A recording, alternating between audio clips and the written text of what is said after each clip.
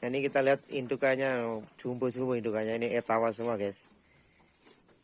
Ini masih menyusui nih, yang anaknya di belakang-belakang tadi. Ini masih menyusui. Nah, ini ada kalsium ini. Ini kalsium agar kambing tidak kekurangan kalsium ketika bunting atau habis melahirkan ya.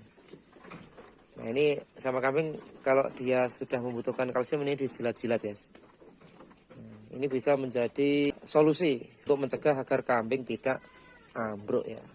Nah, buat teman-teman yang mungkin mau beli kalsium ini di mana bingung, nah itu bisa datang ke toko pertanian ya.